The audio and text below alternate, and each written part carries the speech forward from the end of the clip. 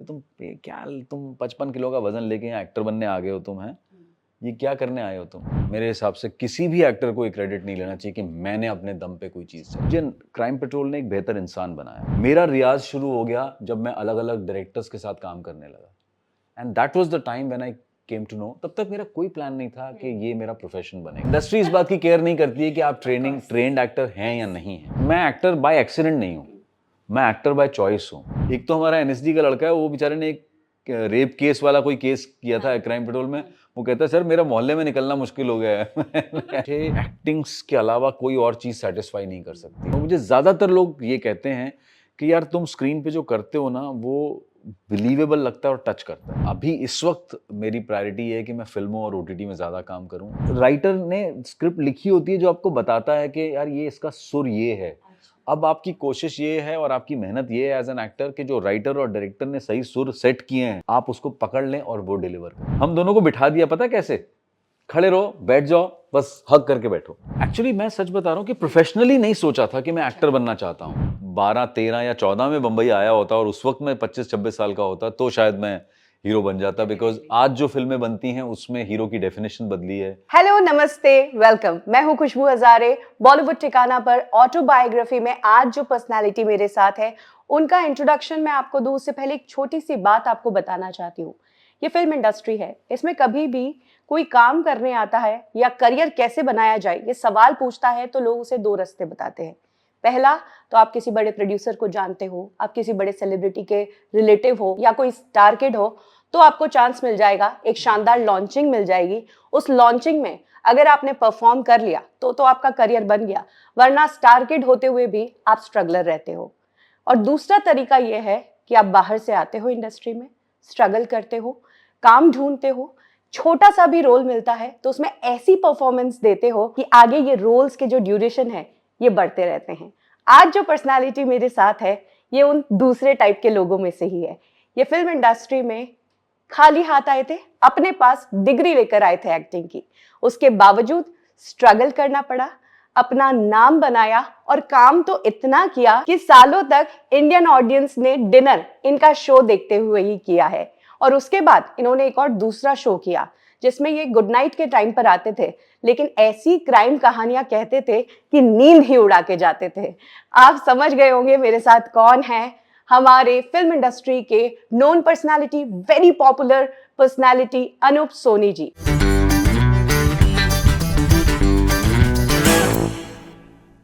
Anoop Soni ji, welcome to Bollywood Thikana. Thank you so much for this long introduction for me. हाँ, मैं क्योंकि सोच रही थी कि आपका इंट्रोडक्शन में कैसे दूं और आपका जो करियर रहा है उसकी कुछ कुछ चीजें उठा के मैंने आपको इंट्रोड्यूस किया। Thank you. अनूप सोनी जी, हमारा ये जो शो है उसमें हम कोशिश करते हैं कि सेलिब्रिटीज की जो प्रोफेशनल लाइफ है वो तो मीडिया में रहती ही है, लेकिन वो कहाँ से हैं, उनका बचपन कैसे रहा और आगे फिल्म इंडस्ट्री की तरफ वो कैसे आए उसके बारे में हम बात करते हैं। तो आपसे जानना चाहेंगे कि आपका बचपन कैसा था, आप कहाँ से हैं, इसके बारे में कुछ बताइए। मेरी जो बर्थ प्लेस है वो है लुधियाना। अच्छा। मेरे फादर जो थे वो steel authority of India limited में जॉब करते थे और ताउम्र उन्होंने सिर्फ उसी कंपनी में, मतलब जब से मैं पैदा हुआ मुझे इतना पता है कि उन्होंने हमेशा सेल में काम किया है और सेल से ही वो रिटायर हुए।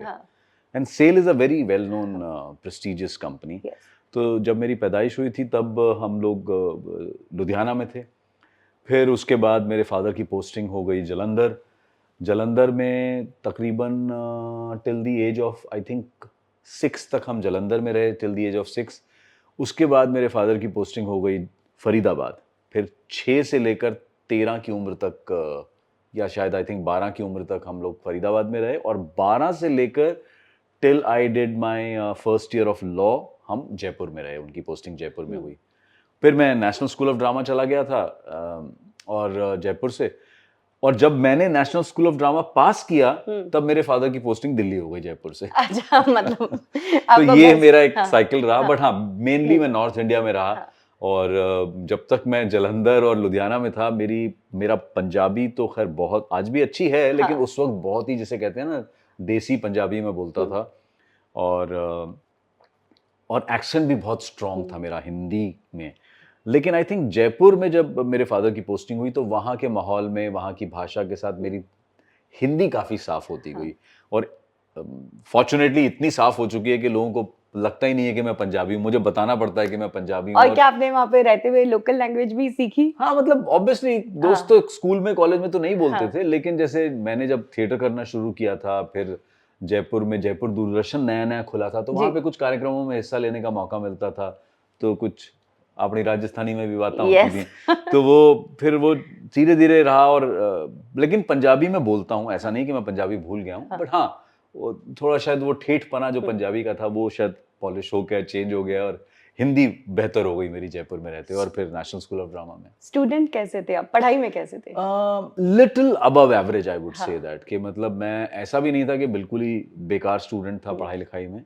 बहुत ग्रेट नहीं था, लेकिन हाँ एक एवरेज स्टूडेंट के अगर मान लीजिए 100 में से 55 नंबर आते हैं तो मेरे शायद 61 62 आ जाते थे हाँ। 100 में से। इस रेंज में मैं रहता था हाँ। हमेशा। बट जैसे लोगों के साथ कई मैंने देखा है, कई बच्चों के साथ ऐसा होता है कि वो बचपन में बहुत अच्छे होते हैं, फिर धीरे-धीरे बड़ी क्लासेस में जाते हैं तो उनके नंबर कम यस। आने लगते हैं। यस। पेरेंट्स बहुत वरीड होते हैं कि यार ये गलत कंपनी में तो नहीं है आजकल ये। हाँ। लेकिन आई थिंक मेरे साथ उल्टा हुआ। हाँ। मेरे पहले नंबर कम आते थे और जैसे-जैसे मैं ग्रेजुएशन तक पहुंचा मेरे बेहतर होने लग गए मेरे मार्क्स। हुँ। और फिर थिएटर की करना शुरू किया जब जयपुर में, तो नेशनल स्कूल ऑफ ड्रामा का पता चला और जैसे ही एनएसडी का पता चला, तब तक मैं 1 साल मेरा लॉ का खत्म होने वाला था हाँ। और उसी पीरियड में मैंने नेशनल स्कूल ऑफ ड्रामा के लिए अप्लाई किया। तो ये ड्रामा कैसे हुआ? जैसे आप तो एलएलबी की तैयारी कर रहे थे, उस तरफ करियर सोच रहे थे। अगर मैं ऐसे बहुत गौर करके डीपली सोचने की कोशिश करूं तो शायद मैं जब 9th या 10th में था तो फिल्में थोड़ी देखना ज़्यादा बढ़ गया था। उससे पहले इतनी फिल्में देखने नहीं जाते थे पेरेंट्स के साथ भी। मेरे फादर को म्यूज़िक का बहुत शौक था, तो म्यूज़िक मैं काफ़ी सुनता था उनकी वजह अच्छा। से। हुँ। फिल्में देखने वो कम जाते थे। हुँ। लेकिन जब मैं शायद 9th 10th में आया तो मैंने खुद भी थोड़ा घर से भी परमिशन मिल गई कि दोस्तों के साथ जा सकते हैं। तो फिल्में मैंने देखना शुरू किया और आई थिंक ये पीरियड था जब मैं 14-15 साल का था कि मुझे इस बात का एहसास होने लगा ये देख के पर्दे पर कि यार ये जो लोग भी हैं, ये एक्टर लोग जो परफॉर्म कर रहे हैं, यस। ये एक इंटरेस्टिंग चीज़ है। ये Yes. क्राफ्ट बहुत इंटरेस्टिंग है। Yeah. ये जो कर रहे हैं, कैसे कर रहे हैं, इमोशन को कन्वे करना, चाहे वो दुख हो या खुशी हो, तो कहीं न कहीं मैं ना उस एक्टिंग की क्राफ्ट से थोड़ा हल्का-फुल्का अट्रैक्ट होने लगा कि अरे क्या चीज़ है, कैसे करते हैं ये लोग, हाँ। है ना? और उस वक़्त अगर आप देखें तो एक्सपोज़र इतना ज़्यादा नहीं था। नहीं था, आज तो बिल्कुल नहीं था। बच्चे को पता है Yes. कि कैमरा कैसे शूट करना है। हाँ। मतलब 15-15 साल के बच्चे घर पे बैठ के छोटा-मोटा प्रोडक्शन सब कर रहे हैं। प्रोडक्शन हाउस चला रहे हैं, Yes. फिल्में बना रहे हैं Yes. मोबाइल हाँ। पे। तो उस वक़्त तो बिल्कुल एक्सपोज़र नहीं था। हाँ। एक्सपोज़र इस हद तक था कि मतलब भैया ये है तो शूटिंग, हुँ। लेकिन बिलीव नहीं होता था। ऐसा लगता था ये कुछ डेमी गॉड्स हैं, ये जो हाँ। एक्टर्स हैं ना, ये नॉर्मल ह्यूमन बीइंग नहीं है Yes. बॉस। हाँ। क्योंकि वो मिलते भी कहाँ थे, दिखते नहीं, भी कहाँ बिल्कुल थे। नहीं। पर्सनल लाइफ तो के बारे डेमी में गॉड भी लगते थे, नहीं हाँ। मिलता बट था। ये था कि आई थिंक वो शायद क्राफ्ट कहीं ना कहीं अट्रैक्ट करने लगी और जैसा कि हर मिडिल क्लास फैमिली में होता है कि भैया आप पढ़ाई लिखाई करो पहले, और थिएटर थोड़ा एक आसान साधन था और जयपुर में रंगमंच काफ़ी हो रहा था। जी। और छुट्टियों के दौरान मुझे एक वर्कशॉप के बारे में पता चला कि भाई 1 महीने की एक एक्टिंग वर्कशॉप होगी और उस एक्टिंग वर्कशॉप के बाद आपको एक प्ले भी करवाया जाएगा। अच्छा। तो मैंने समर वेकेशन में वो एक्टिंग वर्कशॉप की। जयपुर में एक रंगशाला करके कोई कंपनी थी। कौल साहब, मुझे याद है, मिस्टर कौल उसके जो थे कर्ता धर्ता थे, और साबिर खान साहब एक डायरेक्टर थे जो जयपुर रंगमंच पे, उन्होंने ये वर्कशॉप ली हमारी। आई think after this workshop and after that production, फिर मतलब जिसे कहते हैं ना, लत लग गई। फिर ऐसा हुआ कि मेरी हर शाम जयपुर के रविंद्र मंच पे गुजरने लगी। वहाँ पे जितने सीनियर डायरेक्टर्स थे जो रंगमंच, तब मुझे पता चला कि यहाँ पे रंगमंच बहुत अच्छे लेवल पे हो रहा है, लोग काम कर रहे हैं, थिएटर ग्रुप्स हैं, उनसे मेरी पहचान हुई। और शायद वो प्रोडक्शन देखने के बाद थिएटर ग्रुप ने मुझे अपने नाटकों में काम करने का मौका मिला और मैंने 3 साल जम के थिएटर किया जयपुर किस तरह के रोल्स थे उस दौरान? मतलब मैं स्टार था। अच्छा। मुझे पहले प्रोडक्शन के बाद हाँ। एक हमने नाटक किया था जिसका नाम था टीन टप्पर। हाँ। और वो टीन टप्पर नाटक था एक स्लम एरिया के लोगों के बारे में, जिनको ये खबर मिलती है कि भाई अब ये म्युनिसिपैलिटी वाले आके तुम्हारी झुग्गी झोपड़ियां तोड़ देंगे और यहाँ पे बिल्डिंग बनेगी। हाँ। तो ये जो स्लम में जो रहने वाले लोग थे वो कैसे अपना मीटिंग करते हैं, भाई हमारा घर है, हम कैसे बचेंगे। तो उसमें मैं एक किरदार प्ले कर रहा था जो दिन भर शराब पीता रहता है। अच्छा। और अब पता नहीं कैसे मुझे भी नहीं पता, लेकिन ऐसा लोगों का कहना है, I was 17 at that time, कि मैंने बड़ी सटल एक्टिंग की, शराबी की, मतलब लाउड परफॉर्म नहीं किया, अरे क्या कर रहे हो, जैसे होता है एक शराब पी के, थोड़ा सटल था।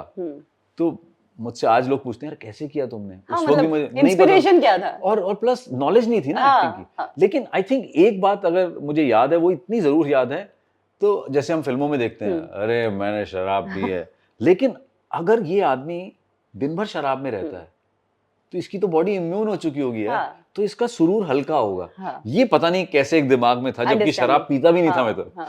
तो but I think God knows वो कैसे समझ थी, क्या देख के वो समझ आई थी, और वो परफॉर्मेंस इतनी लोगों को पसंद आई कि मुझे हर थिएटर ग्रुप ने अपने प्रोडक्शंस में प्रोमिनेंट मेजर रोल्स दिए, और बड़े डायरेक्टर्स ने जो वहां पे 15-15, 20-20 साल से काम कर रहे थे। और तब तक आपने ट्रेनिंग भी नहीं ली थी, बस ये एक वर्कशॉप हुई थी, हाँ बस। लेकिन ये काफी मोटिवेटिंग था, और आई थिंक थोड़ा तो पॉलिशिंग होना शुरू हो गया। हाँ। क्योंकि आपको बार बार, ये रियाज वाली बात है ना, कि अगर आप गिटार बजाते हैं, तबला बजाते हैं, या कोई भी इंस्ट्रूमेंट बजाते हैं, और आप सुबह उठ के रोज रियाज करते हैं, तो आप परफेक्शन की तरफ जाते हैं। मेरा रियाज शुरू हो गया जब मैं अलग अलग डायरेक्टर्स के साथ काम करने लगा, and that was the time when I came to know. तब तक मेरा कोई प्लान नहीं था कि ये मेरा प्रोफेशन बनेगा।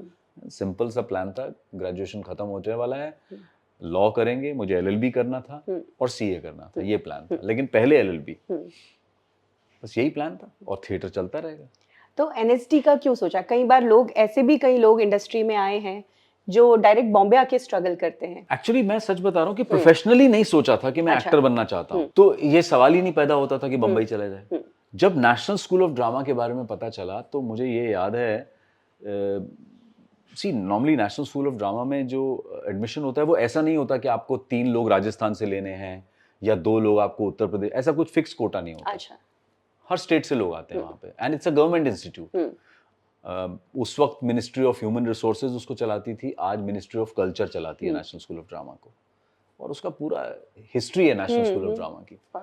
तो मुझे सिर्फ ये बताया गया कि भाई, मैंने कहा कि यार ये एनएसडी बहुत इंटरेस्टिंग लग रहा है इंस्टीट्यूट, मैं एक बार ट्राई करना चाहता हूँ। मैंने अपने पेरेंट्स को भी कन्विंस कर लिया कि भाई ये गवर्नमेंट इंस्टीट्यूट है, और अगर मैंने यहाँ से 3 साल का डिप्लोमा किया, मैं ग्रेजुएट हूँ, I will be equivalent to post graduate, और मेरा कोई लाइफ में प्रॉब्लम नहीं होगी। मुझे दूरदर्शन में, सॉन्ग एंड ड्रामा डिवीजन में, रेडियो में, सरकारी इंफॉर्मेशन ब्रॉडकास्टिंग मिनिस्ट्री में, यहाँ मुझे जॉब मिल जाएगा, और अच्छा सरकारी जॉब मिल जाएगा, अफसर वाला। तो ये कहकर मैंने अपने पेरेंट्स को कन्विंस कर दिया था। लेकिन जयपुर के ही थिएटर के लोगों ने मुझसे ये भी कहा कि बेटा, इसको मजाक मत समझना तुम, इसके एडमिशन को सिर्फ 20 सीटें होती हैं, उसमें से भी 5-6 लड़कियां ली जाती हैं, तो लड़के बचते हैं 14, और उसमें से भी अगर कोई बांग्लादेश या श्रीलंका या मॉरिशस से कोई स्टूडेंट आता है, तो 2 सीटें फॉरेन स्टूडेंट्स के लिए भी रिजर्व होती हैं, अगर उन्होंने अप्लाई किया तो। तो घूम फिर के 12 लड़कों की सीटें बचती हैं ऑल ओवर इंडिया से। और फिर किसी ने ये कहा कि 1984 में इरफान खान का एडमिशन हुआ था जयपुर से। He was the last man to get admission in National School of Drama from whole of Rajasthan. Forget about Jaipur. तो 6 साल हो गए हैं, 1990 चल रहा है, अभी तक 6 साल में एक राजस्थान से लड़का नहीं गया नेशनल स्कूल ऑफ ड्रामा में। तो मुझे लगा कि क्या करना चाहिए फिर। बोले तैयारी, तो मैंने कहा फिर हेल्प करो तैयारी कराने में। लिटरली जैसे हम अपने एग्जाम्स की तैयारी करते हैं, मेरी कोशिश ये थी कि मैं अपनी तरफ से 100% दूंगा। मैंने कहा मुझे नॉलेज नहीं है, मेरे घर पे कोई लिटरेचर का तो माहौल था नहीं ऐसा, तो मैंने रंगमंच के लोगों से कहा कि आप मुझे बताइए मैं क्या पढूं, मैं किताबें कौन सी पढूं, ये करूं। तो काफ़ी उन्होंने मुझे रिकमेंडेशन किए कि ये पढ़िए, ये आप ये पढ़ के जाइए, वहाँ ऐसा। कुछ लोग जो पहले बेचारे 2-3 बार दे चुके थे और एडमिशन नहीं हुआ था, उन्होंने भी काफ़ी ज्ञान दिया और काफ़ी बताया कि यार इस तरह का इंटरव्यू होता है। तो पेरेंट्स का ये कहना था कि यार एक ट्राई करो, नहीं हुआ तो then back to your law. अच्छा, कि फिर बार बार मत करो ना, फिर अपना थिएटर करते रहो। लेकिन पहली बार में एडमिशन हो गया। और ऐसा हुआ कि सिर्फ जयपुर से मैं नहीं हुआ, मेरे साथ 2 लोग और जयपुर से हुए और एक बीकानेर से। तो दैट वाज द ईयर 1990 जब राजस्थान से 4 लोग एक बैच में आ गए, एक लड़की और 3 लड़के। तो एक राजेश तेलंग थे जी, जो काफी वेब सीरीज में भी आपने देखा होगा, वो भी मेरे बैच में थे, वो बीकानेर से थे।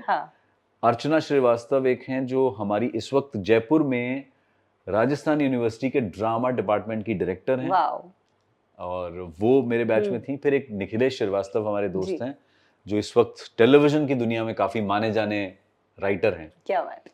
तो ये 4 लोगों का हमारा उस बैच में एडमिशन हुआ।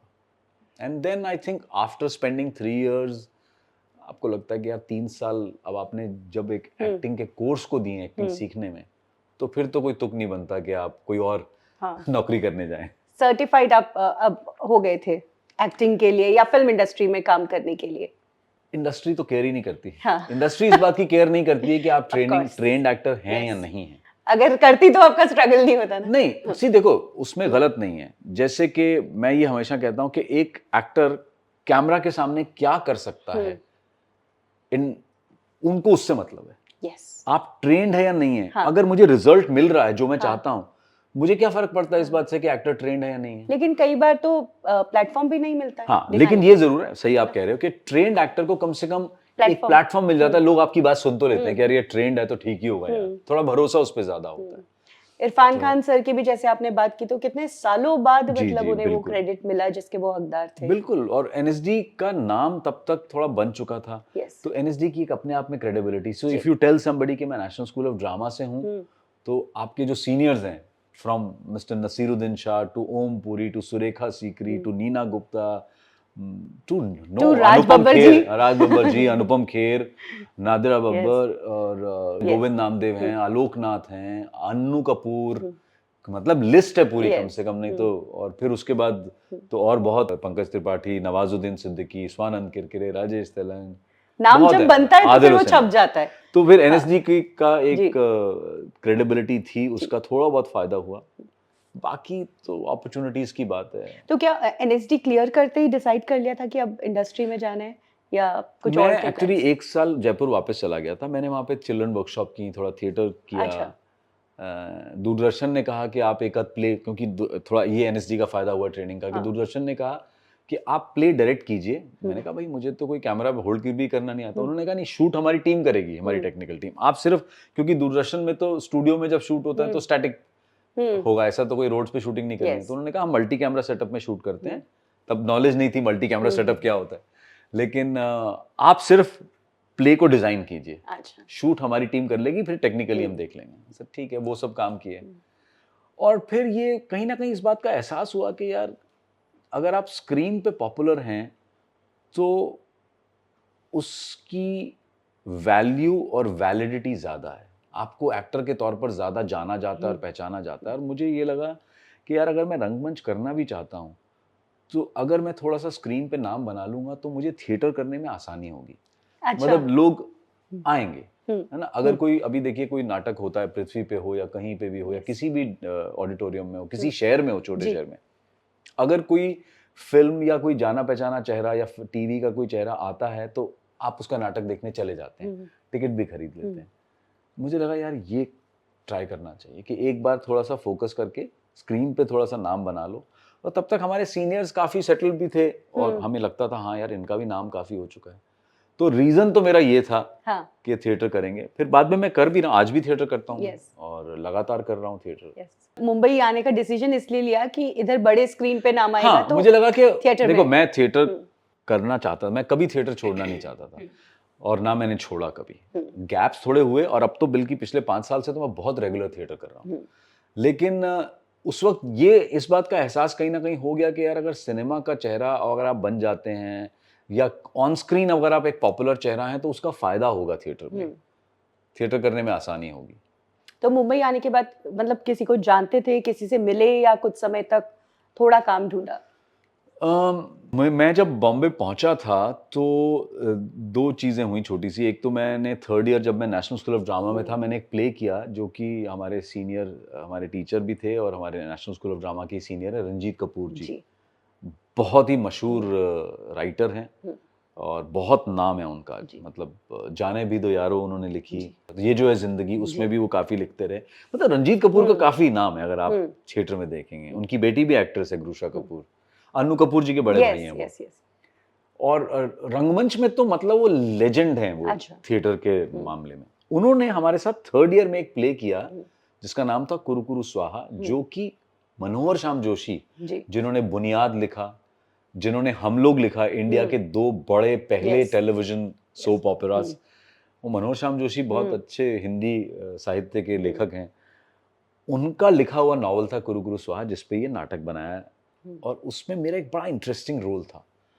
और थर्ड ईयर में वो प्ले जब हुआ तब मनोज श्याम जोशी जी भी देखने आए और मेरी किस्मत अच्छी थी कि वो मेरे काम से इतने इम्प्रेस हुए। जब मैंने उन्हें बताया कि सर अब मैं बॉम्बे जा रहा हूँ, तो उन्होंने मुझे 2 टाइप, उस जमाने में टाइपराइटर से लोग चिट्ठियां टाइप करते थे, रिकमेंडेशन लेटर, उन्होंने एक लेटर लिखा रमेश सिप्पी को और एक लेटर लिखा, उस जमाने में एक प्रोड्यूसर थे भप्पी सोनी साहब। अच्छा। तो उन दोनों को वो साथ शायद वो काम कर रहे थे, रमेश जी के साथ वो काम कर रहे थे, रमेश सिप्पी साहब के साथ। उनको उन्होंने मुझे लेटर लिख के दिया और मुझे नहीं पता लेटर में क्या लिखा है। मुझे कहा कि जब बॉम्बे जाओगे तो भप्पी सोनी साहब से मिला, उनको वो लेटर दे दिया। तो मुझे नहीं पता उसमें क्या लिखा था। मैं रमेश सिप्पी सर से मिला। हमारे लिए रमेश सिप्पी कौन थे? वो शोले के डायरेक्टर। तो मैं रमेश सिप्पी सर से मिला, ये कह करके सर मनोज श्याम जोशी जी ने मुझे भेजा है। मैंने उन्हें लेटर दिया, उन्होंने लेटर खोला, पढ़ा, तो मैंने ऐसे ही पूछा, मैंने कहा सर क्या लिखा क्या हुआ है इसमें? तो मनोज श्याम जोशी जी ने एक लाइन लिखी थी कि प्रिय रमेश जी, ये इस कलाकार को आपके पास भेज रहा हूँ, अच्छा अभिनेता है, उम्मीद है कि ये आपके और आप इनके काम आ पाएंगे। अच्छा। रमेश जी मिले, कहा ठीक है कुछ बनाएंगे। फिर मनोज जी, श्याम जी एक सीरीज लिख रहे थे विरुद्ध नाम की, जिसका नाम पहले गाथा था। अच्छा। और स्टार प्लस उन दिनों नया नया इंडिया में लॉन्च हो चुका था और उस सिर्फ 2 घंटे की हिंदी प्रोग्रामिंग थी उनकी। स्टार प्लस तब पूरा टाइम हिंदी में नहीं आता था, इंग्लिश चैनल था, 2 घंटे हिंदी में आता था, जिसमें ये सीरीज बहुत पॉपुलर हुई थी। नीना गुप्ता जी की सांस एक बहुत पॉपुलर शो हुआ था, कमलजीत, और बहुत ही हिट था वो। तो स्टार का थोड़ा सा नाम बन गया था, लेकिन हिंदी को लेकर उतना नहीं हुआ था। उसके लिए एक शो बना रहे थे। उस शो में रमेश जी ने मुझे फिर बुलाया और मुझसे कहा कि तुम हमारी हेल्प करो कास्टिंग में। अच्छा। और ऑडिशंस करवाओ, एक्टर्स को बुलाओ जिनको तुम जानते हो, तुम्हारे हिसाब से कौन कौन है। तो मैंने उनकी कास्टिंग में उसमें हेल्प की और एक रोल जो था, जो सेंट्रल कैरेक्टर था, उसके लिए उन्होंने मेरा भी ऑडिशन लिया कि भाई तुम भी ऑडिशन दे दो, और फाइनली मुझे वो रोल मिला। क्या बात। बस फिर उसके बाद सिलसिला चलता रहा। फिर अनुभव सिन्हा का एक शो था, बहुत बड़ा शो था टेलीविजन का, सी हॉक्स। आर माधवन भी थे। आर माधवन, मैं, ओमपुरी साहब, सिमोन सिंह, निकी अनेजा, काफी बड़ा शो था। और मतलब मॉरिशस में उसकी शूटिंग होती थी, यूटीवी। बस उस शो के बाद फिर मैं टेलीविजन में इतना बिजी हो गया कि मुझे मौका ही नहीं मिला कुछ और सोचने का। इनिशियली आपने कहाँ पे रहना शुरू किया था, जब कम काम था, जब फाइनेंशियली थोड़े नहीं हो पा रहे थे? ये एक वो क्या होता है ना, जब आप किसी नए शहर में जाते हैं तो हमेशा से आप देखो कॉलोनीज कैसे बनती हैं ना।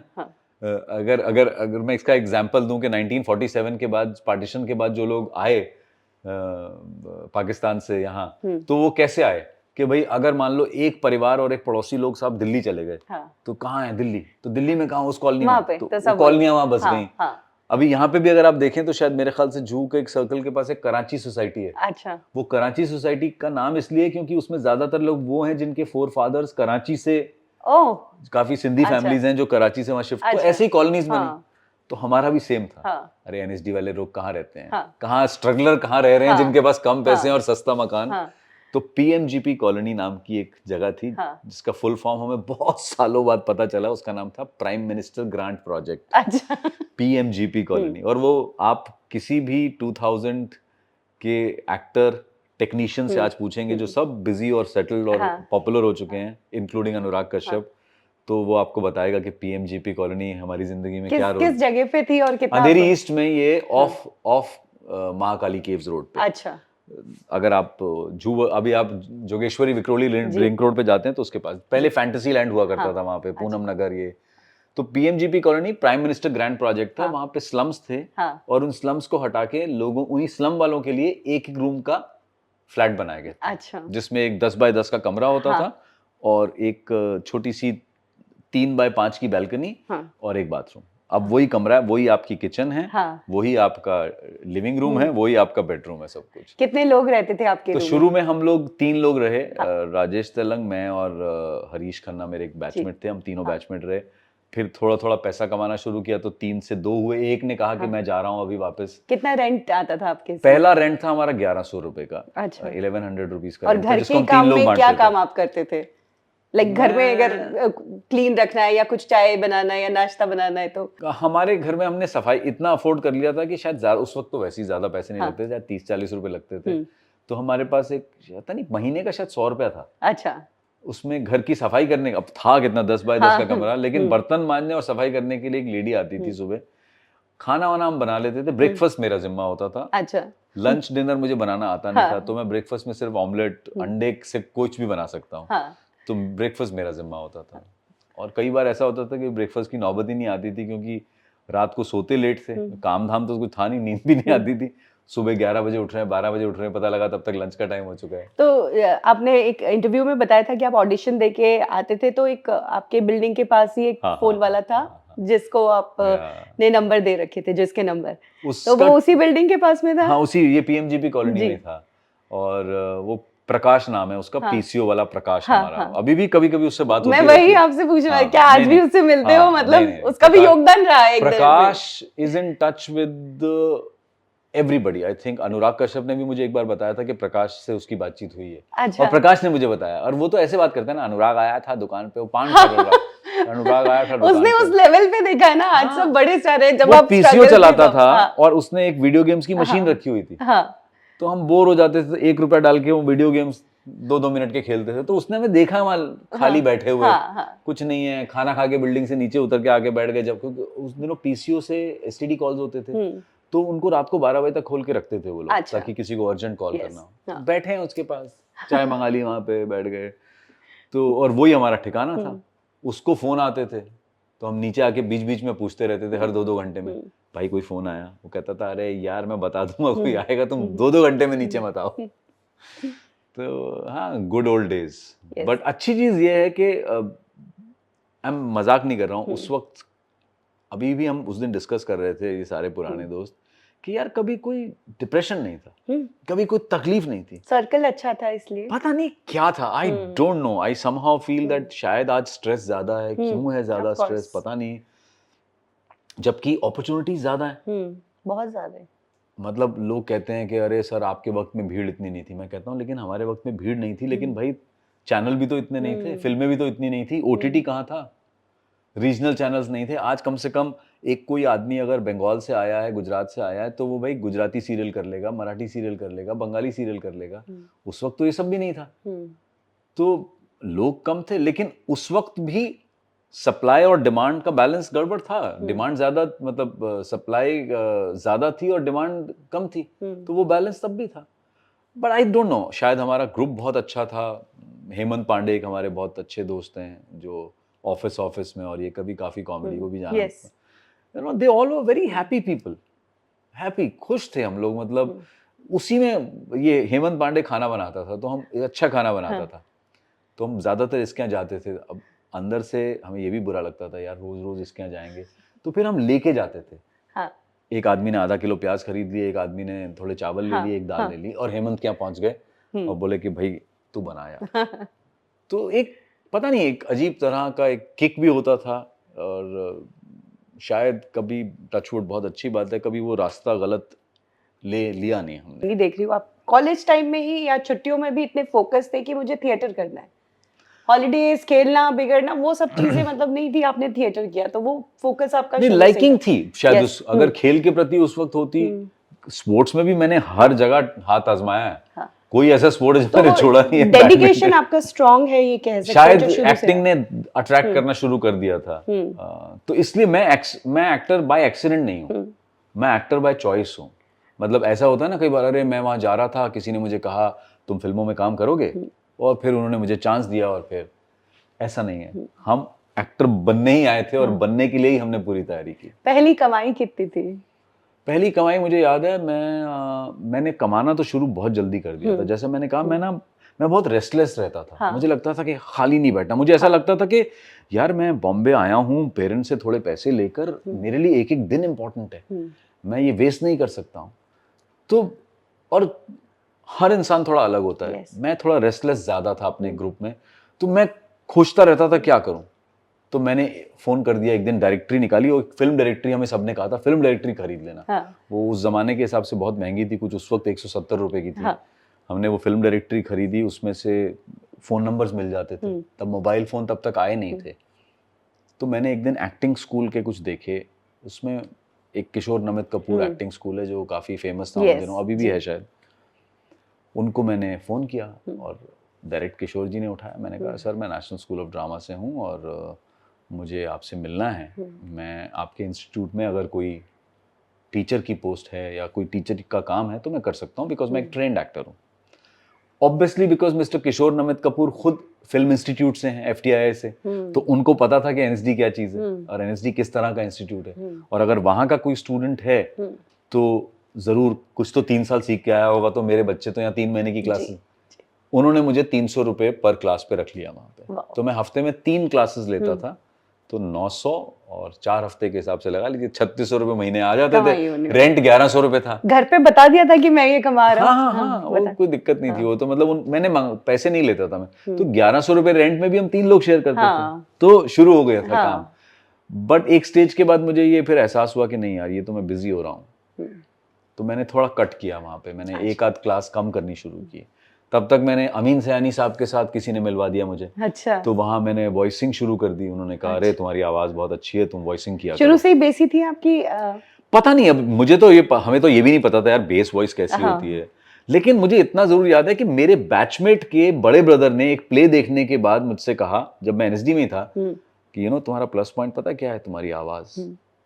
तब मुझे पहली बार किसी आदमी ने मुझे एहसास कराया कि यार मेरी आवाज, नहीं तुम्हारी आवाज बहुत अच्छी साउंड करती है। मैंने कहा अच्छा ठीक है, बट उसका मैंने कभी इतना मुझे ऐसा नहीं ध्यान में रखा कि अरे मुझे इसको इस्तेमाल करना है या इसका मुझे कोई फायदा उठाना है। किसी ने अमीन सयानी से मिलवाया, तो वॉइसिंग उन दिनों बहुत बड़ी चीज होती थी, बहुत लोग करते थे। तो अमीन साहब के यहाँ मैं वॉइसिंग करने लगा। वहाँ भी मुझे अच्छे 500-600 रुपये, कई बार अगर बड़ा ऐड होता था तो 1000 रुपये भी मिल जाते थे 1 घंटे के। तो एक लगा कि नहीं यार ये काम हो सकता है। बट वहाँ भी घंटी यही बजी कि नहीं भैया, मैं एक्टर बनने आया हूँ, मैं टीचर बनने नहीं आया हूँ, मैं वॉइसिंग करने नहीं आया हूँ, मुझे चेहरा पॉपुलर करना है। एक्टिंग स्कूल की आप बात कर रहे थे, तब कोई एक्टर्स थे जो आज बहुत पॉपुलर है जिनको आपने पढ़ाया था? हाँ, मतलब उस वक्त जिन बैचेस को मैंने किशोर जी के यहाँ पढ़ाया था, अपूर्व अग्निहोत्री एक एक्टर थे जो परदेश में थे महिमा के साथ। अक्षय खन्ना, अच्छा, अक्षय खन्ना के साथ काफी 2-3 महीने क्लासेस की। अक्षय के साथ उनका एक दोस्त भी था जिसके फादर बहुत बड़े प्रोड्यूसर थे, अमोद सिन्हा। मुझे नहीं पता अमोद क्या कर रहा है। विनय सिन्हा जिन्होंने अंदाज अपना अपना बनाई थी जी। वो अमोद, तो अमोद मुझे नहीं पता अब एक्टिंग कर भी रहा है या नहीं कर रहा है, वो था उस बैच में। अमजद खान साहब का बेटा था जो रानी मुखर्जी के साथ मूवी में आए थे, वो था। प्रिया गिल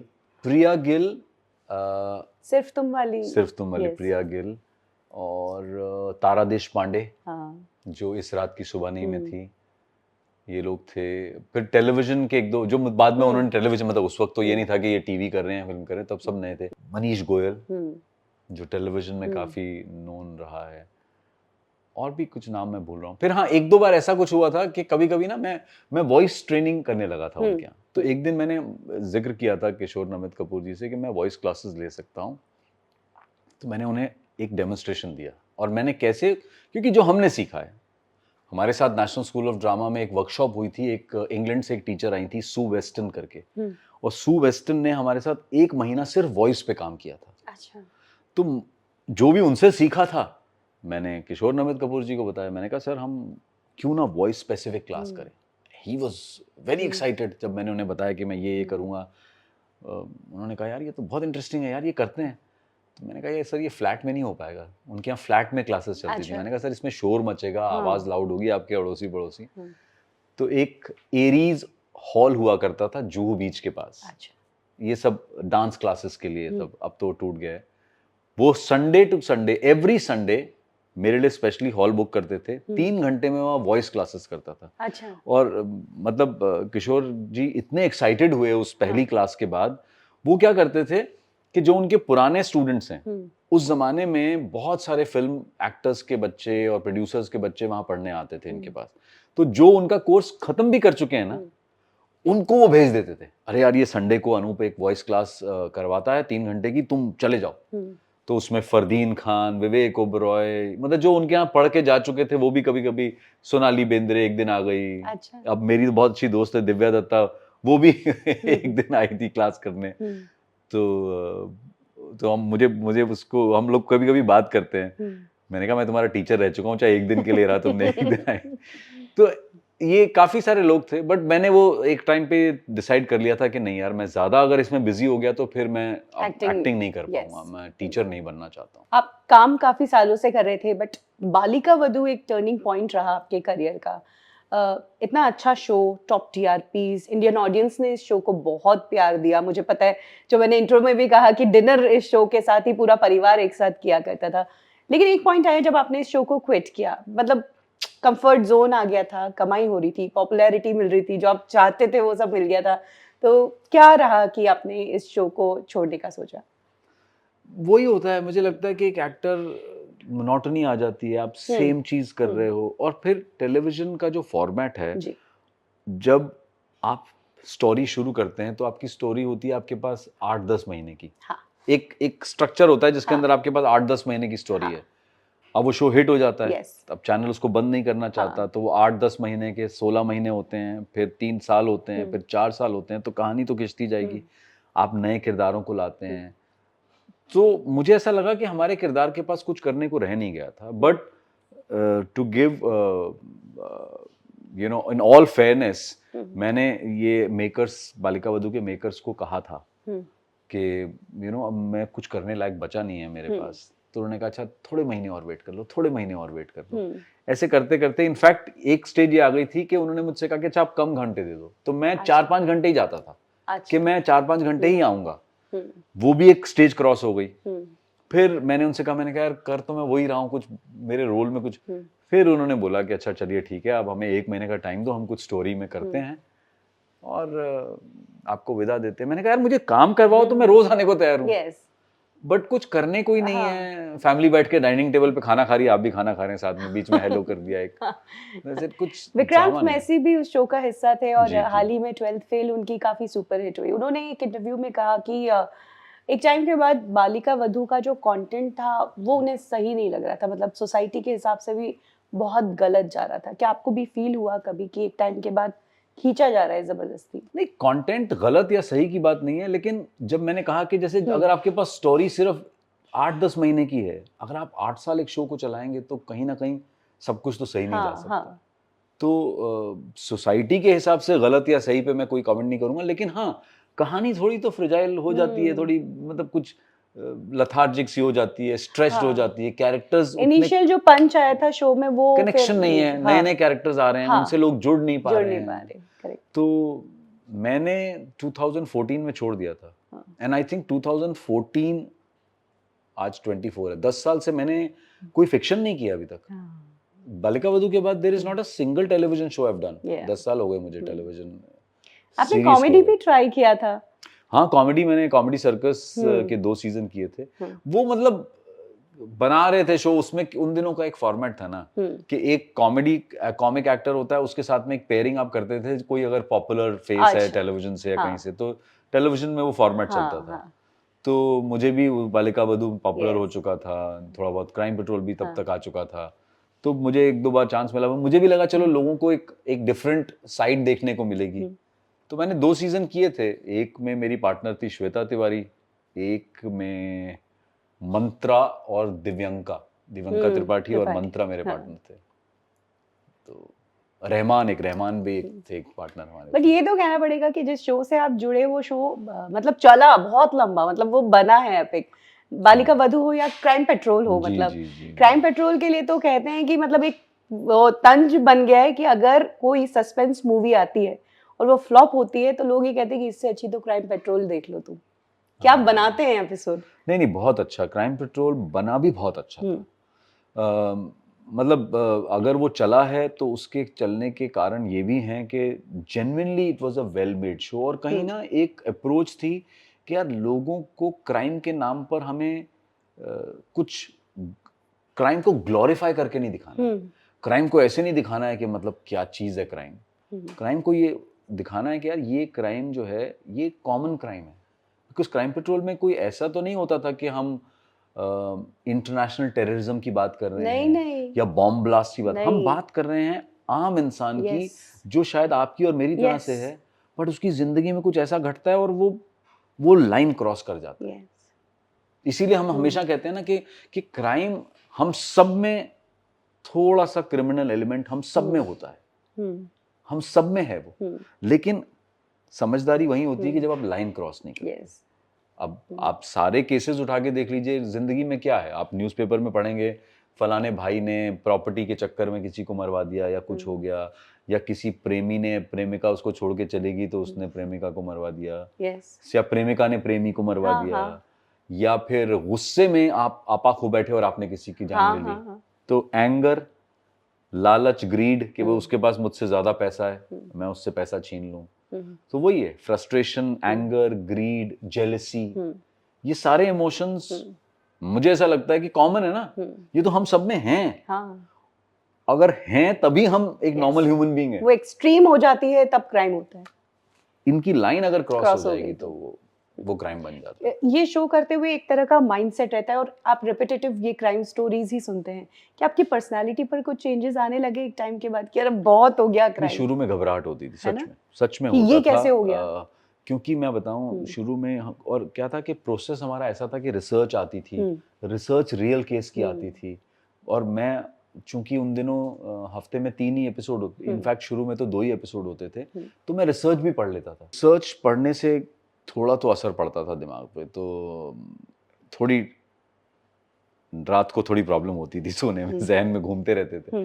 लेकिन आई थिंक फिर थोड़े दिनों के बाद ना करते करते प्रैक्टिकलिटी भी सिंक इन हुई, और कहीं ना कहीं मैंने उसको थोड़ा अपना एटीट्यूड भी चेंज किया कि यार मैं इससे क्या सीख रहा हूँ, मैं दुनिया को तो ज्ञान बांट रहा हूँ, मैं पब्लिक को बोल रहा हूँ कि ये देखिए ऐसा होता है वैसा होता है, लेकिन मैं खुद भी तो ज्ञान ले सकता हूँ ना इससे। तो then I started, and I think I have said this earlier also, मैंने कई जगह पहले भी बोला है कि मुझे क्राइम पेट्रोल ने एक बेहतर इंसान बनाया। मतलब अच्छा इंसान तो मैं पहले ही था, लेकिन उससे और बेटर ह्यूमन बीइंग बनाया मुझे, क्योंकि कहीं ना कहीं आप गलत होते हुए देख रहे थे। इसलिए अगर आप कोई भी क्राइम पेट्रोल का एपिसोड देख लो, मैं कभी नहीं कहता हूँ कि आपको ऐसा करना चाहिए, आपको ध्यान रखना चाहिए, आपको, मैं हमेशा कहता हूँ हमें सतर्क रहना चाहिए, हमें ये करना चाहिए, हमें अपने में, क्योंकि मुझे लगता है कि I don't want to tell the audience कि मैं आपसे इंटेलिजेंट हूँ और मैं आपको ज्ञान बांट रहा हूँ। ये एक एटीट्यूड ये था कि भाई ये जो कुछ हुआ है ये हमारे आसपास हुआ है, उसमें आप भी उसका हिस्सा हैं, मैं भी उसका हिस्सा हूँ, और ये आपके साथ भी हो सकता है, मेरे साथ भी हो सकता है, तो हम सबको जो है ध्यान रखना है, उसमें इंक्लूडेड मैं भी हूँ। ये नहीं है कि मुझे तो सब आता है आपको कुछ नहीं आता। तो वो मैंने हमेशा से वो एक एटीट्यूड रखा जो कि सच भी था, और मैंने भी उन केसेस से जो बेहतर मैं सीख सकता था मैंने कोशिश की। और ये शो भी चल पड़ा, मतलब ठप्पा था कि अनूप सोनी के कंधों पर शो अरे नहीं, निकल पड़ते हैं? मुझे नहीं लगता कि कोई भी एक्टर को क्रेडिट नहीं लेना चाहिए। मेरे हिसाब से किसी भी एक्टर को क्रेडिट नहीं लेना चाहिए कि मैंने अपने दम पे कोई चीज चलाई, नहीं होता ऐसा। ये सिर्फ कहने की बातें हैं, it's a team work, there are so many people. अगर कोई ग्रेट एक्टर है या बहुत बड़ा, तो वो किसी खराब स्क्रिप्ट को चला के दिखा दे, किसी अच्छी ना बनी हुई फिल्म को चला के दिखा दे, नहीं होता ऐसा। आप देखिए जो चीजें चलती हैं उसमें एक्टर का परफॉर्मेंस भी अच्छा होता है, स्क्रिप्ट भी अच्छी होती है, डायरेक्शन भी अच्छा होता है, गाने भी अच्छे हैं, सब कुछ। It's like a combined thing. Crime petrol में अगर सिर्फ मैं आके बोलना चलूं कौन देखेगा, लेकिन उसके अंदर स्टोरी होती थी, जिस तरीके से क्राइम शो को क्राइम की कहानी सुनाई जाती थी वो, प्लस क्राइम पेट्रोल में जो एक्टर्स काम करते थे वो इतने बेहतरीन एक्टर्स थे कि लोगों को लगता था यार ये रियल लोग हैं, ये रियल लोगों को लेके बनाया गया क्या शो। एक तो हमारा एनएसडी का लड़का है, वो बेचारे ने एक रेप केस वाला कोई केस किया था क्राइम पेट्रोल में, वो कहता है सर मेरा मोहल्ले में निकलना मुश्किल हो गया है। ऐसा तो ऐसा लोगों को बिलीव था, क्योंकि ज्यादातर कास्टिंग ऐसी होती थी जो चेहरे ज्यादा पहचाने हुए ना हो, बट होते तो वो सारे एक्टर्स ही थे ना। और आपके शूट सारे मुंबई में ही होते थे क्राइम पेट्रोल के? जो ड्रामा पोर्शन है वो हम ज्यादातर मुंबई में ही शूट करते थे। एंकर जो मेरा पोर्शन है वो भी ऐसा नहीं कि हमेशा, लेकिन काफी केसेस में हम लोग दूसरे शहरों में आउटडोर आप भी करते हाँ, थे? मेरा काफी अलग अलग शहरों में, नागपुर हो, पंजाब भी गया हूँ मैं, यूपी भी गया हूँ मैं, गुजरात भी गया हूँ, दिल्ली भी गया हूँ, कई अलग अलग शहरों में किया शूट। लेकिन तब आप फिर एक्टिंग मिस कर रहे थे अपनी? बस ये एक बड़ा जैसा मैंने कहा, अगर आप देखें कि मैं एक्टिंग टीचर में बिजी होता जा रहा था, फिर मैंने छोड़ा नहीं यार एक्टर बनना। मोनोटोनस होने लगती चीजें तो कट यार जो एक एम है कि इच्छा जो है, या वॉइसिंग में बिजी होने लगा तो मुझे लगा नहीं यार एक्टर बनना है। उसी तरीके से क्राइम पेट्रोल में भी मैं इतने साल काम करने के बाद मुझे लगा यार मैं एक्टिंग मिस कर रहा हूँ, और मुझे एक्टिंग के अलावा कोई और चीज सेटिस्फाई नहीं कर सकती। That is the most passionate thing for me. मतलब मैं सच कहता हूँ, मैं मेरे ट्विटर के बायो में भी लिखा हुआ है, एक्टिंग मेरा पेशा भी और मेरा पैशन भी। अच्छा। तो मेरा पेशा भी यही है, मेरा पैशन भी यही है। तो मुझे लगा कि यार एक्टिंग में मिस कर रहा हूँ, और उन दिनों इतना अच्छा काम होने लग गया था फिल्मों में भी और ओटीटी में भी। तो मुझे लगा कि शायद ये वक्त है, मुझे थोड़ा सा ब्रेक लेना चाहिए। और 4 साल, 4 साढ़े 4 साल हो गए हैं। मेरी कोशिश जारी है कि मुझे लोग अच्छे रोल दें। सबसे अच्छी तारीफ आपकी किसने किया, वो तारीफ जो आज तक याद है फिल्म इंडस्ट्री में से? मुझे ये नहीं पता किसने की, लेकिन एक कॉमन जो मुझे हमेशा कॉम्प्लीमेंट मिलता रहा है, जो मुझे लगता है कि मेरे लिए बहुत एनकरेजिंग है एज एन एक्टर, और वो किसी भी एक्टर के लिए एनकरेजिंग हो। मुझे ज़्यादातर लोग ये कहते हैं कि यार तुम स्क्रीन पे जो करते हो ना, वो बिलीवेबल लगता है और टच करता है। हाँ। ये मुझे एक कॉमन कॉम्प्लीमेंट मिलता है, हाँ। जो मुझे सुन के अच्छा लगता है कि चलो कम से कम, और एक एक्टर का काम ही यही है। हाँ, बहुत ही साफ सुथरे तरीके से, इजी तरीके से चीजें कर जाना हाँ, स्क्रीन और पर। प्लस लगे कि हाँ यार, ये किरदार जो आपने प्ले किया है ये ऐसा है। हाँ, नेचुरल तो जी, एक्टर। जी। हाँ। अभी कौन सी वेब सीरीज और कौन से प्रोजेक्ट्स आप कर रहे हैं? अभी 2 सीरीज़ मेरी रेडी हैं। एक का थोड़ा बहुत काम बचा है, वो नेटफ्लिक्स पे आने वाली है। दूसरी वाली ये डिसाइड नहीं है कि प्लेटफ़ॉर्म क्या होगा, लेकिन उसकी शूटिंग कंप्लीट हो चुकी है। उसका नाम है लल्ला, जिसमें ज़ीशान अयूब, मैं, गिरीश मलिक, बिदिता बेग और भी कुछ स्वाति सेमवाल, ऐसे कुछ एक्टर्स अच्छे हैं, और काफ़ी रॉ रगड किस्म का सीरीज़ है, और उसमें मेरा रोल बहुत ही अलग तरह का है लोगों का। और एक सीरीज़ जो नेटफ्लिक्स पे आने वाली है, उसमें प्रतीक गांधी हैं, तिलोत्तमा शोम है, सनी हिंदुजा है, मैं हूँ, और भी काफ़ी सारे कलाकार हैं, लेकिन उसका थोड़ा बहुत काम अभी हमारा बचा हुआ है। वो भी एक बहुत अलग तरह का रोल है। बाकी उससे पहले थोड़े कुछ सीरीज़ टीवीएफ के साथ एक की थी, सास बहू अचार प्राइवेट लिमिटेड, जो जी पे आई थी, जी, जी5 पे। जी, जी। फिर बिहार डायरीज़ मैंने नीरज पांडे जी के साथ किया था, जो भव धूलिया ने डायरेक्ट की थी, वो नेटफ्लिक्स पे आई थी, वो भी। तो अब मेरी कोशिश ये है कि मैं कुछ इंटरेस्टिंग काम करूं, ऐसे रोल करूं जो मुझे भी करने में मजा आए, और उसके अलावा मेरे थिएटर प्रोडक्शंस चलते रहते हैं, जो मैं प्लेस भी करता रहता हूँ। अनूप जी, आपने ओटीटी पर काम किया है, टीवी पर काम किया है, फिल्मों में काम किया है, थिएटर में काम किया है। Which is your favourite platform? See अगर इसका सिंपल जवाब तो ये है कि भाई मुझे एक्टिंग से प्यार है, एक्टिंग करनी है मुझे। लेकिन हाँ, अगर गिवन अ चॉइस तो मैं अभी इस वक्त मेरी प्रायोरिटी है कि मैं फिल्मों और ओटीटी में ज़्यादा काम करूं। उसका सिर्फ इतना सा रीज़न है कि मुझे जल्दी जल्दी अलग अलग किरदार करने को मिल रहे हैं। क्योंकि क्या होता है कि टेलीविजन में जब हम काम करते हैं तो एक शो चलता है, वो हिट हो जाता है, तो 1 साल 1.5 साल तो आप 1-2 साल तक वही चीज़ रूटीन कर रहे हो।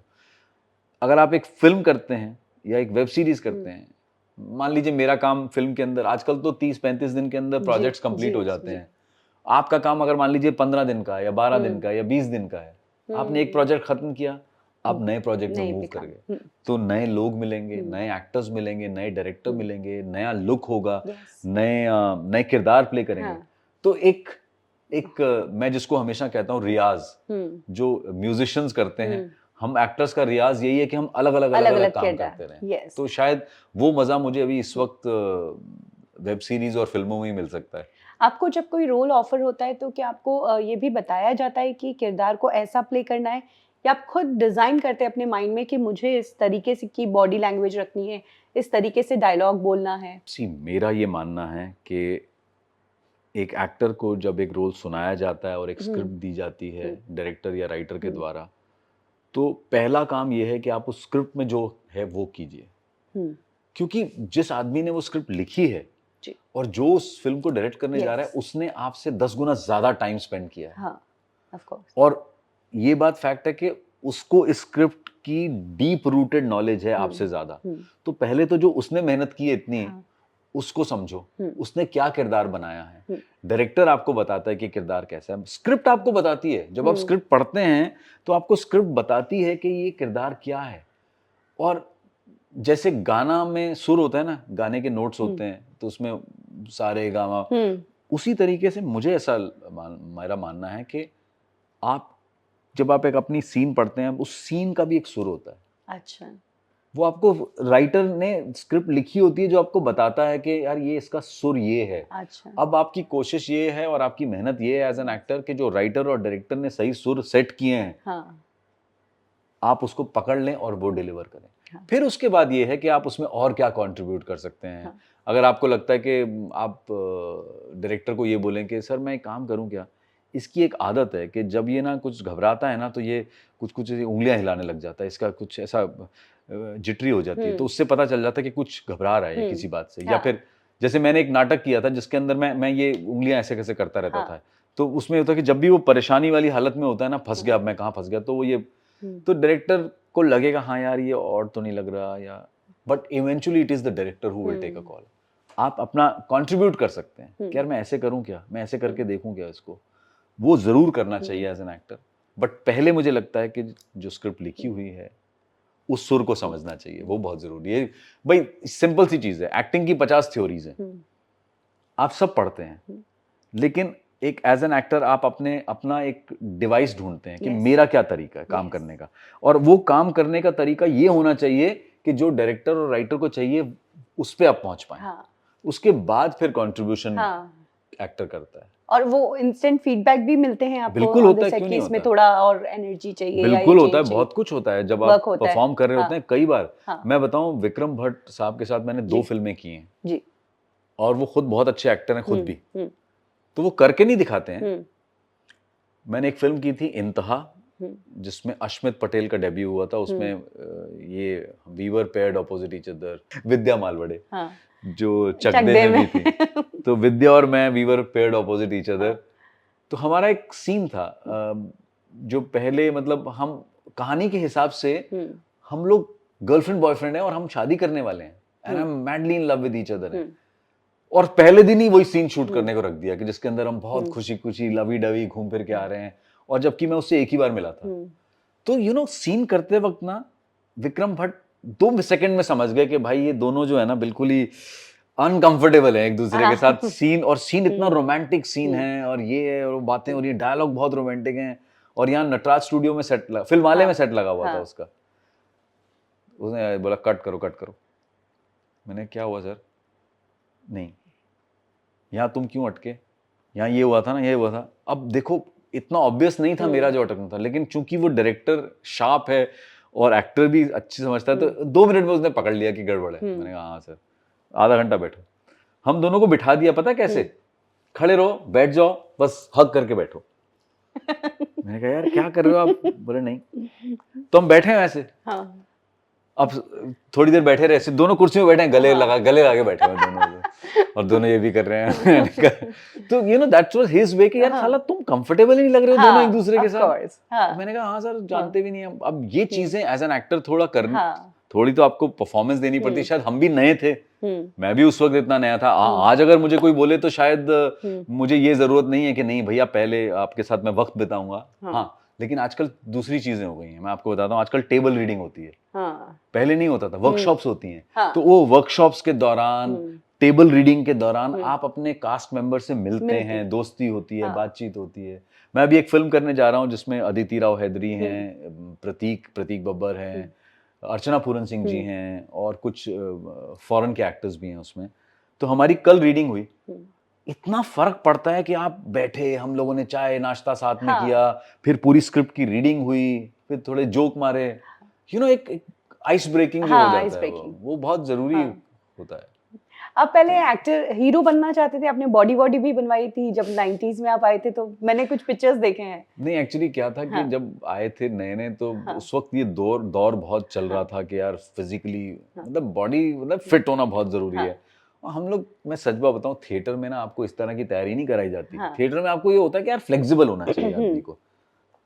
थिएटर में तो ये ट्रेनिंग मिलती है, मोटे होने का रोल है तो मोटे हो जाओ, पतले होने का रोल है तो पतले हो जाओ, यू नो, इस तरह से बाल उड़ा दो, गंजे का रोल है तो गंजा बन जाओ, ऐसे करते हैं। लेकिन आई थिंक फिल्मों में थोड़ा उस वक्त ये था कि यार एक अच्छी फिजिक हो, you know, you should look good.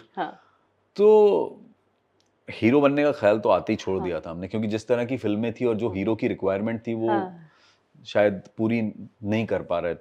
मैं या मेरे दोस्त। कोई रिजेक्शन ऐसा झेला किसी ने मुंह पे, मतलब ऐसा सुना? नहीं, ऐसा किसी ने नहीं कहा, बल्कि मेरा अपना एक दोस्त था जो बॉम्बे का रहने वाला था। पुराना दोस्त था, उसके उनको मैं, उनकी फैमिली को मैं जानता था, और वो थोड़ा बॉम्बे से वाकिफ था। तो मेरा वेट 55 केजीज था। हाँ। तो उसने तो एक दिन मुझे बहुत लेक्चर दिया, तुम 55 किलो का वजन लेके यहाँ एक्टर बनने आ गए हो तुम, हैं ये क्या करने आए हो तुम। तो मतलब वो ऐसा रिजेक्शन, उसने, मेरे दोस्त ने कहा यार कि तू 55 किलो का वजन है, तू देख क्या कर रहा है तू, है ना। और मैं क्या था, 55 केजीज कुछ वेट नहीं होता। तो शर्ट के नीचे एक टी शर्ट भी पहनते थे हम राउंड नेक, तो कि भैया मैं मोटा लगूं थोड़ा सा, मैं तो मैं वो भी, ही वाज लाइक कि नहीं यार, मतलब उसने बहुत ही हार्श वे में कहा, लेकिन आई थिंक वो उसने अच्छे के लिए कहा। फिर मैंने थोड़ा अपना वजन बढ़ाया, थोड़ी सी अपनी बॉडी को शेप अप किया, बाइसेप बनाए, ट्रेनिंग की, फिर थोड़े से पैसे घर वालों से लेके मैंने एक फोटो शूट किया। लेकिन तब भी ये था कि हीरो तो नहीं बन पाएंगे। तो मुझे लग रहा था कि यार हीरो जो है ये बन ही नहीं पाएंगे, क्योंकि आजकल हीरो अलग तरह का है, वो उस वक्त दौर अलग था। हाँ, ये अलग बात है कि अगर मैं 2012, 13 या 14 में बम्बई आया होता और उस वक्त मैं 25-26 साल का होता, तो शायद मैं हीरो बन जाता, बिकॉज आज जो फिल्में बनती हैं उसमें हीरो की डेफिनेशन बदली है, कहानियां बदली हैं, तो आज हाँ था। लेकिन अब नहीं हो सकता। कोई वैसे सेंट्रल कैरेक्टर दे के हीरो बना दे तो बात अलग है, लेकिन हाँ, अब वो गिटार बजाने वाला और घोड़े पे एंट्री लेने वाला हीरो नहीं बन सकते। हाँ, मुझे ऐसा लगता है कि वो कहानियों का दौर जो था वो अलग था। हाँ, अगर 2014-15 में मैं आता और उस वक्त मैं 25 साल का होता, तो शायद जिस तरह की कहानियां अभी बन रही हैं, मुझे शायद लीड कैरेक्टर करने का मौका मिलता। बट अभी भी आई थिंक अभी भी जिस तरह का सिनेमा ओटीटी बन रहा है, यू नेवर नो, मुझे सूट करता हुआ कोई अगर एक सेंट्रल कैरेक्टर होगा जो मेरे लिए बना होगा, या कहते हैं ना हर एक्टर के लिए एक रोल, टेलर मेड रोल बना होता है, तो मैं तो अभी भी उस टेलर मेड रोल की इंतजार में हूँ।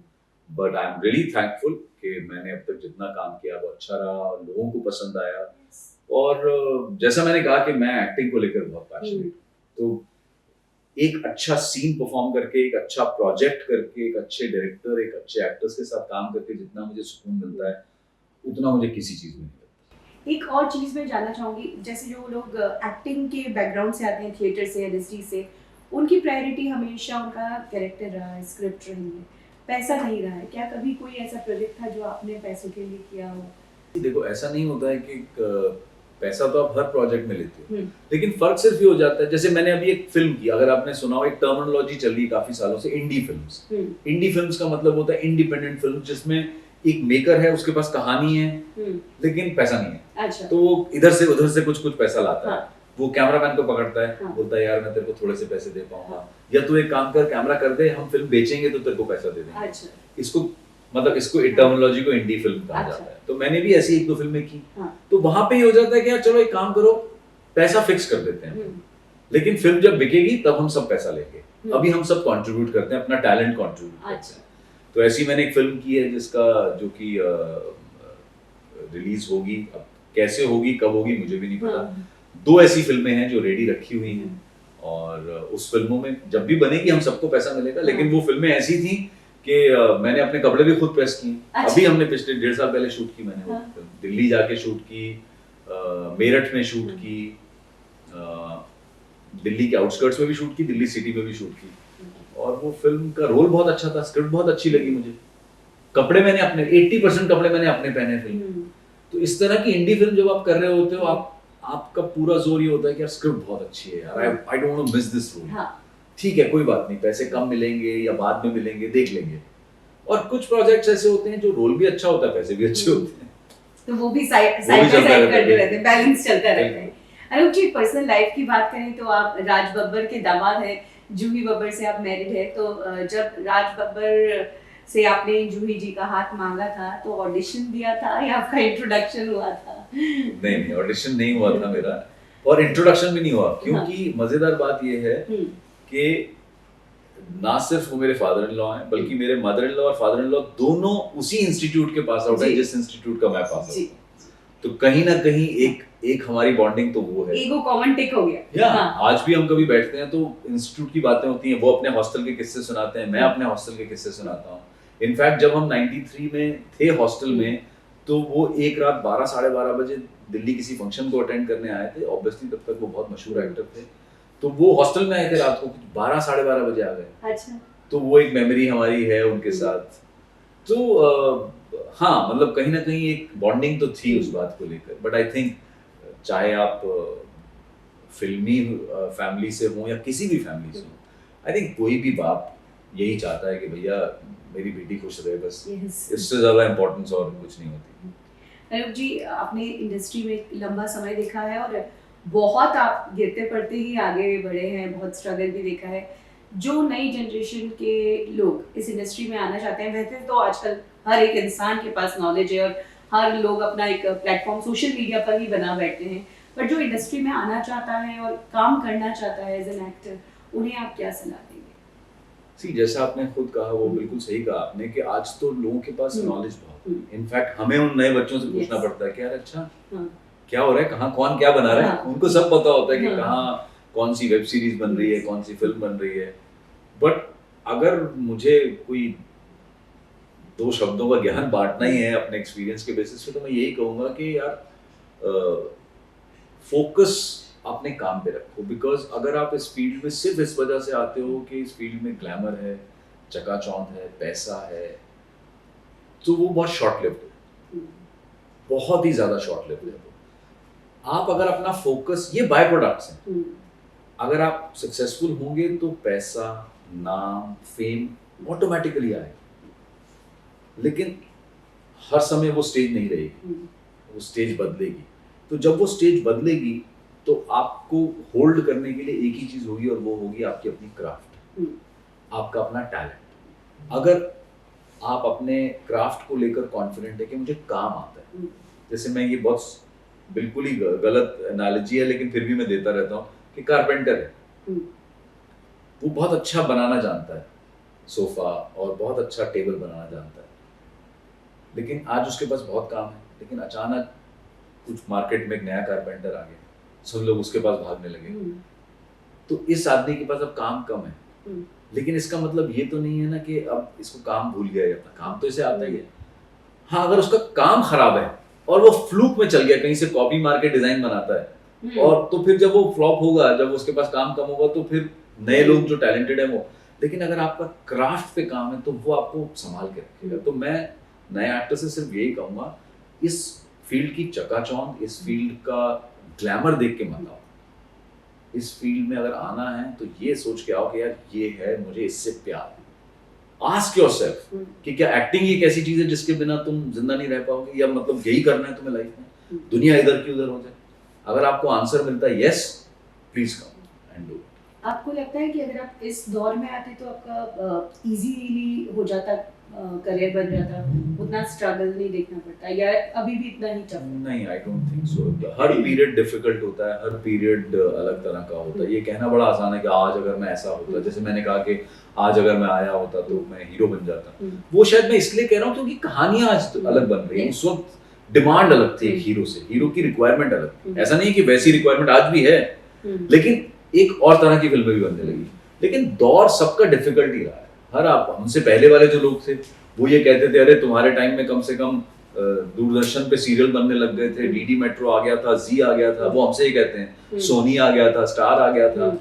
अरे तुम हमारे टाइम में तो कुछ भी नहीं था, दूरदर्शन का एक चैनल था और फिल्में थी। आज तुम्हारे पास ये है, वो है।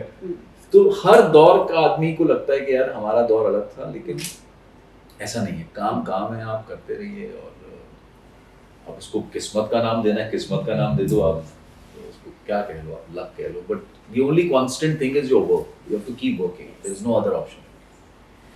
तो ये थे हमारे साथ अनूप सोनी जी। बातें करके बहुत मज़ा आ गया और बहुत एक्सपीरियंस इन्होंने फिल्म इंडस्ट्री से रिलेटेड शेयर किया है। और आपको हमारा ये इंटरव्यू कैसा लगा कमेंट सेक्शन में ज़रूर बताइए। बॉलीवुड ठिकाना पर अभी के लिए बस इतना ही, फिर मिलेंगे एक और फिल्म पर्सनालिटी से। Thank you.